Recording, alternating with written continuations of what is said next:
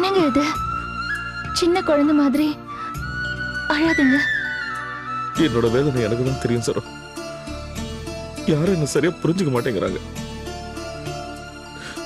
மத்தவங்க என்ன புரிஞ்சுக்கலன்னு பரவாயில்ல, ஆனா கூடவே இருக்கிற அம்மாவும் நிர்மலாவும் புரிஞ்சுக்கல.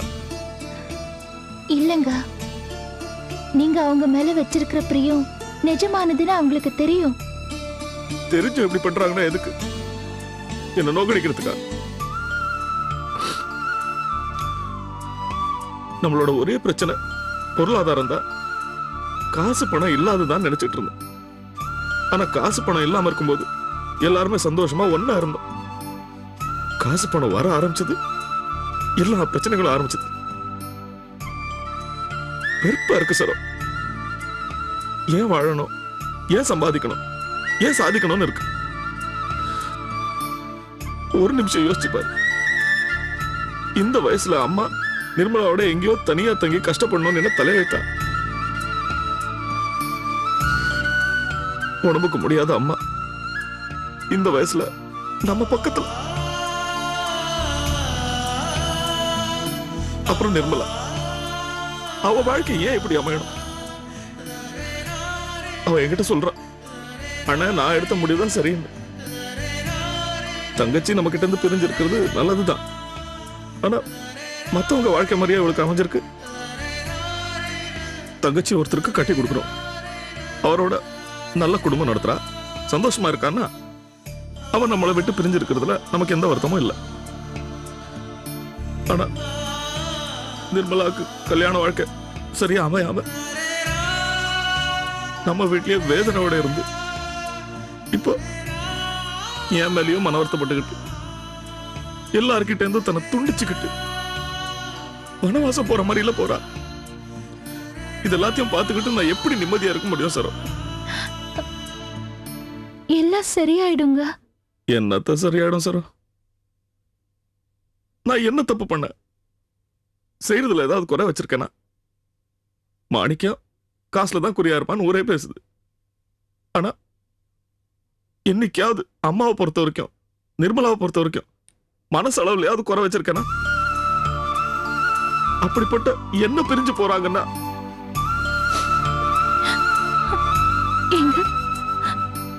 உங்களுக்கு என்ன சொல்லி சமாதானப்படுத்துறதுன்னு எனக்கு புரியலங்க. உன்னால மட்டும் இல்ல சார், அந்த ஆண்டவனாலே என்ன சமாதானப்படுத்த முடியாது. என்னோட பிரியத்தை புரிஞ்சுக்காம இப்படி எல்லாம் செய்யறாங்களா, இல்ல புரிஞ்சோம் இவன் புலம்பி அழட்டோன்னு இப்படி எல்லாம் செய்யறாங்களான்னு தெரியல. புரியாம செஞ்சாங்கன்னா துக்கம்தான், ஆனா புரிஞ்சு என்ன தண்டிக்கணுங்கிறதுக்காகவே அம்மா இப்படி எல்லாம் செஞ்சாங்கன்னு வச்சுக்க, அந்த தண்டனை ஏத்துக்கிட்டு காலம் முழுக்க அழுதுகிட்டே கிடக்க வேண்டியதுதான்.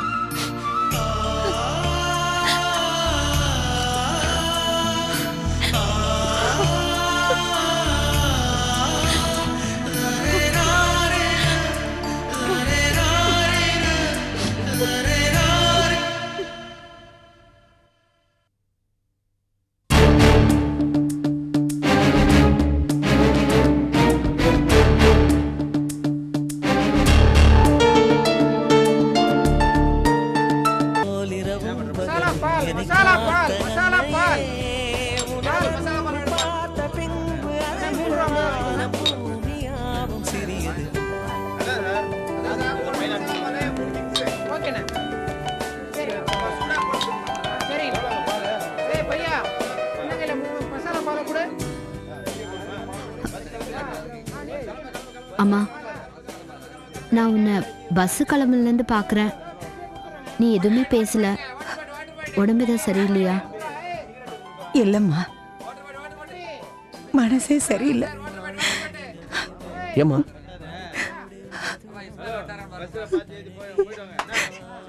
எவ்வளவு பேசினா என்னடா?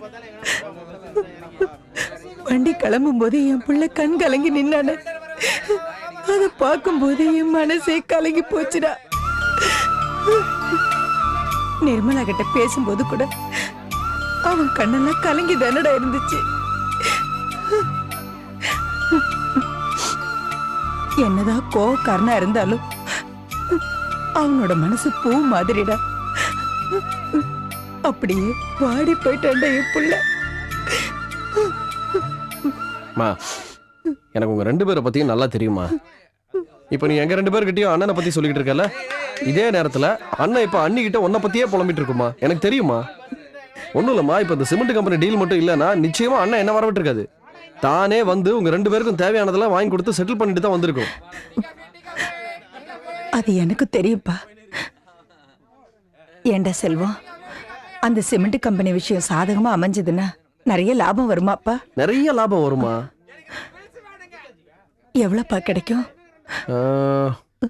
மாசமானா ஒரு 2, 2.5 அது போகுமா, லட்சத்துல வருமா, நிச்சயமா லட்சத்துல வரும். அம்மா, இங்க ஒரே பனியா இருக்கு, குழந்தைய உள்ள கூட்டிட்டு போறேம்மா. ஆமாமா, நீ போய் பஸ்ல உட்காருப்போ. இந்த என்ன வச்சிரு.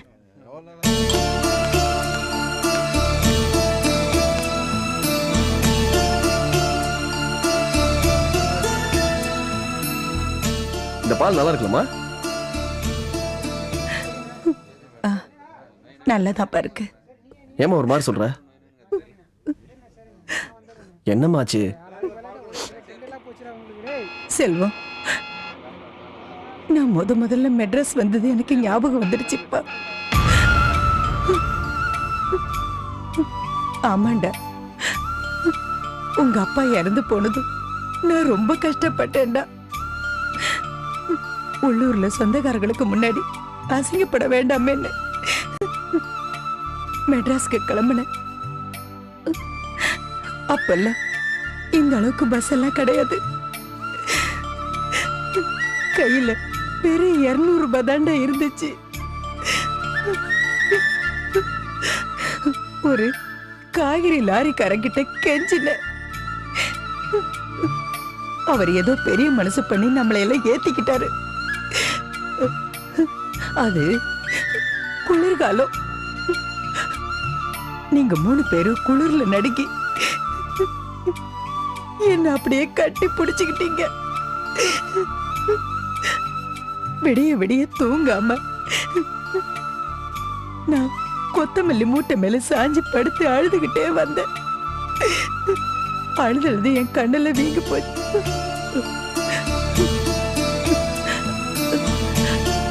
அப்போ ஒரு இடத்துல இதே மாதிரி டீ வாங்குறதுக்காக நிறுத்தினாங்க. அந்த டிரைவர் என் மேல பரிதாபப்பட்டு கடையில ஒரு டீ வாங்கி கொடுத்தாரு. இப்ப நீ இதை வாங்கி கொடுக்கும்போது எனக்கு அன்னைக்கு நான் குடிச்ச டீயோட ருசி தான்ப்பா தெரியுது. இத்தனை வருஷத்துக்கு அப்புறம் அதே மாதிரி வேற ஊருக்கு ஒரு பயணம் போவேன்னு நான் நினைச்சு கூட பார்க்கலடா செல்வம்.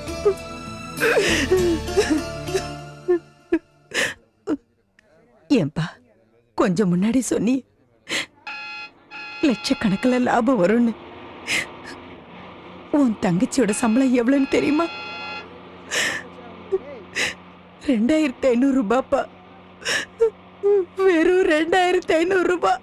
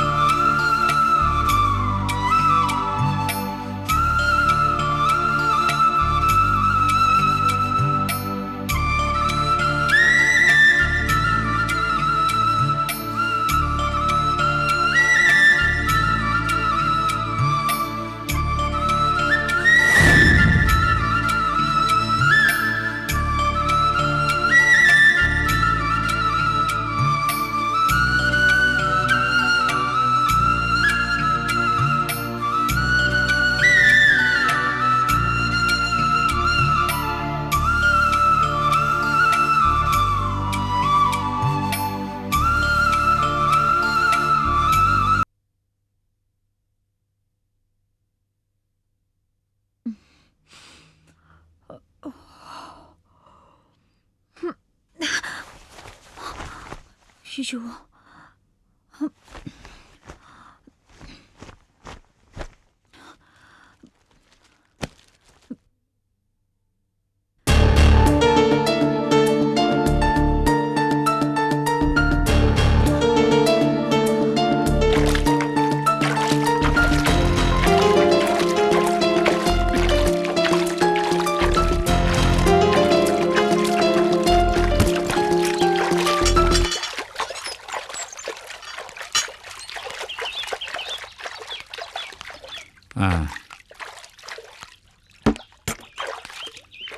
லீலா, என்னம்மா இவன் இப்படி படுத்து கிடக்கிறது ஆச்சரியமா இருக்கு. ராத்திரி ஏதாவது பேசுனானா? எதுவும் பேசல மாமா. இதெல்லாம் ராத்திரி பேசினதோட எஃபெக்ட். ஆமாம்மா, நீ பேசுனதை கேட்டு நானே ஆடி போயிட்டேன். இந்த பயலுக்கு கரண்ட் ஷாக் அடித்த மாதிரி இருந்திருக்கும். ஆனால் என்ன மாமா? இவன் இப்படி சும்மா கிடக்கிறதம்மா எனக்கு பயமா இருக்கு. கடைசி நேரத்தில் என்ன கொண்டு தூக்கி போடுவானோ ராத்திரிலேருந்து மனசு பாய்ச்சிக்கிட்டே இருக்கு. அவர் என்ன பண்றாரோ பண்ணிட்டு போட்டு மாமா. ஆனால் இவன் இப்படி சும்மா அமைதியாக இருக்கான்னு நினச்சி நம்ம ஏமாந்துடக்கூடாதுமா. இவன் எப்படியும் ஏதாவது பண்ணுவாம்மா. மாமா, அவர் என்ன பிரச்சனை பண்ணாலும் சரி, இல்ல அவருக்கு ஏதாவது பிரச்சனை இருக்குன்னு சொன்னாலும், இல்ல உண்மையிலேயே உடல் ரீதியா பிரச்சனை இருந்தாலும் நான் இங்க இருக்க போறதில்ல. ராத்திரி சொன்ன மாதிரி நான் கண்டிப்பா வேலைக்கு போகத்தான் போறேன். சரிம்மா. சரி மாமா, எனக்கு டைம் ஆச்சு, நான் கிளம்புறேன். சரிம்மா, நான் போய் பாலை சூடு பண்ணுறேன்.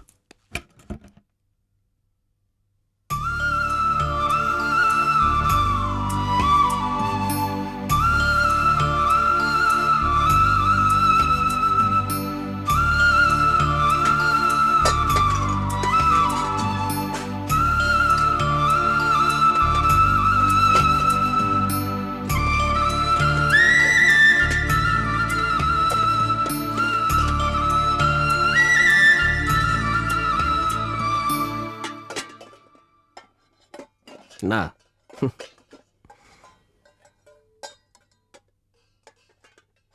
என்னப்பா பாக்குற? இந்த வீட்டை தான்.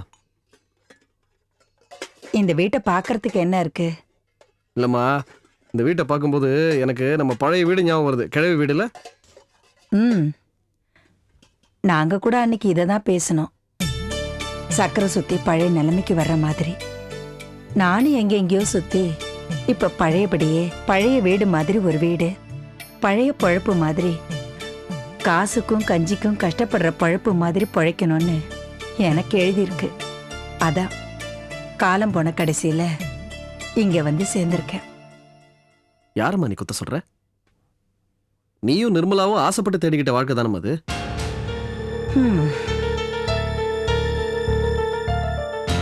நானும் அண்ணனும் இந்த மாதிரி ஒரு ஊருக்கு வந்து நீங்க ரெண்டு பேரும் கஷ்டப்படணும்னு வற்புறுத்தணுமா இல்ல அப்படி நினைச்சோமா மனசால? அன்னைக்கு வீட்டுல பேசும்போது கூட நீங்க ரெண்டு பேரும் மெட்ராஸ்லயே தனியா ஒரு வீட்டுல என் கூட இருக்கணும் தான் நினைச்சேனே ஒழிய இப்படி தனியா இவ்வளவு தூரத்துக்கு வந்து கஷ்டப்படணும்னு கொஞ்சம் கூட நினைக்கலாமா? அண்ணே, தூரங்கிறது ஒரு பெரிய விஷயமா நான் நினைக்கல. ஆனா மனசுல ஒரு இடைவெளி வந்துட்டா அதுதானே பெரிய தூரம்.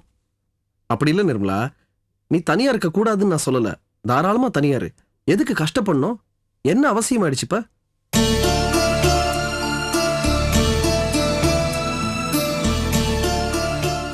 நிர்மலா, நம்ம முன்னாடி கிழவி வீட்டுல இருந்தபோது பணங்காசு, வயிறார நல்ல சாப்பாடு, துணிமணி இது எல்லாமே நமக்கு கனவா தான் இருந்துச்சு. அதனால அதெல்லாம் நமக்கு பெருசா தெரியவே இல்லை. அப்படியே எப்படியோ சமாளிச்சு சந்தோஷமா வாழ்ந்துட்டோம் அந்த வீட்டுல. ஆனா இன்னைக்கு கடவுள் புண்ணியத்துல ஓரளவுக்கு வசதியா இருக்கும். அந்த வசதி பழகியும் போச்சு. இப்ப மறுபடியும் அதே மாதிரி ஒரு வாழ்க்கையை தேடி பிடிச்சு கஷ்டப்படணும்னு என்ன அவசியம்? செல்வம், நீ பேசுறது என்னன்னு எனக்கு தெரியாதா? இத்தனை வயசுக்கு அப்புறம் உடம்புல நிறைய பிரச்சனைகளை வச்சுக்கிட்டு எனக்கு மட்டும் சிரமப்படணும்னு என்னடா இருக்கு? ஆனா வேற வழி கிடையாதுடா. பொம்பளைங்களுக்கு ஆன புருஷன் அமையலன்னா இப்படிதான்டா. அமையிற புருஷனை பொறுத்து தானடா அதுங்களுக்கெல்லாம் வாழ்க்கை.